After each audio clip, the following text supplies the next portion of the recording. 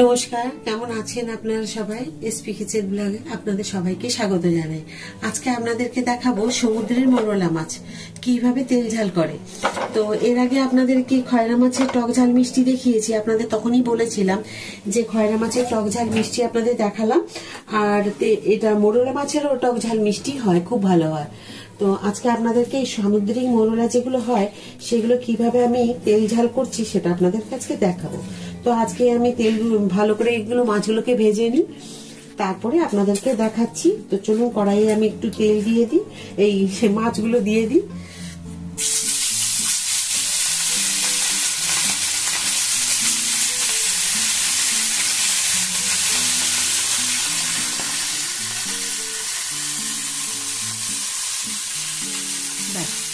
এখন মাছগুলো একটা পিস ভাজা হয়ে গেলে তারপর আবার একটা করে আমি উল্টে দেবো। দেখুন মাছগুলো খুব সুন্দরভাবে আমার ভাজা হয়ে গেছে। এখন এগুলোকে আমি বাটির মধ্যে ঢেলে দেব। এখানে তেল দিয়ে দিয়েছি, তেলের মধ্যে দিয়েছি 5 ফোড়ন, আপনারা কালো জিরাও দিতে পারেন। এখন দিয়ে দেবো আমি সর্ষে বাটা। এর মধ্যে দিয়েছি আমি সর্ষে, পোস্ত আর একটুখানি আদা আর লঙ্কা দুটো, আমি তো ঝাল বেশি দেবো না। আর দিয়েছি একটা টমেটো, ছোট্ট টমেটো একটা দিয়েছি, ব্যাস এটাই দিয়েছি। আপনারাও এটাই দেবেন, পোস্তটা অবশ্যই দেবেন আর টমেটো, তাতে খেতে খুব ভালো হবে। দিয়ে দিলাম একটুখানি জল। এখন দিয়ে দেবো আমি একটুখানি হলুদ, দিয়ে দেবো আন্দাজ মতো নুন,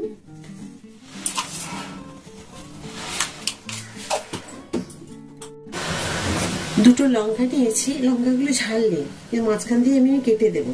আচ্ছা, ধনে পাতা নেই, আপনারা চাইলে দুটো মানে কিছুটা ধনে পাতা নিয়ে আপনারা কেটে কতটুকু বেশ সুন্দর করে কুচিয়ে কেটে নামাবার আগে দিয়ে দেবেন। আমি দিয়ে দিলাম দুটো কাঁচা লঙ্কা। দেখুন কি সুন্দরভাবে ফুটে উঠেছে। একটু ফুটে যাওয়ার পরে তারপর মাছগুলো দেব। মাছগুলো আমি সব দিয়ে দিলাম। এখন এগুলো ফুটে যাওয়ার পরে যদি ধনে পাতা থাকে একটু কুচিয়ে নামাবার আগে দেবেন, তার আগে দিয়ে দেবেন সর্ষের তেল। একটু বেশ সুন্দরভাবে ফুটে যাক।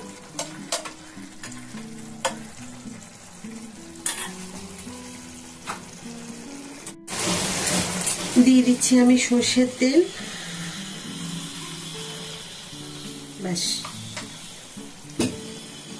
আবার একটুখানি এভাবে নাড়াচাড়া করে নেব।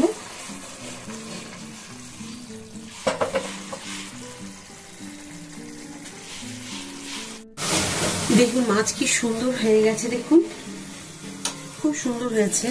আমি এবার ঢেলে নেব, সামনে থেকে আপনাদের দেখাই। এই যে দেখুন খুব সুন্দর হয়েছে, আর এত সুন্দর সর্ষের তেলটা দেওয়ার পর গন্ধ আসছে না, দারুণ। আর ধনে পাতা দিয়ে দিলে আরো ভালো লাগবে। তো এইভাবে আপনারা এই মাছের রান্না করে নেবেন, মোরলা মাছের, সামুদ্রিক মোরলা এগুলো এইভাবে আমি যেমন টক ঝাল করেছিলাম, একদিন আপনাদেরকে এই মাছটাও আপনাদেরকে টক ঝাল রান্না করে দেখাবো। আজকে আমি মোরলা মাছের তেল ঝাল করেছি, কেমন হয়েছে? আজকে মোরলা মাছের রান্নাটা যদি দেখে আপনাদের ভালো লাগে অবশ্যই একটা লাইক করে দেবেন, সাবস্ক্রাইব করতে একদম ভুলবেন না।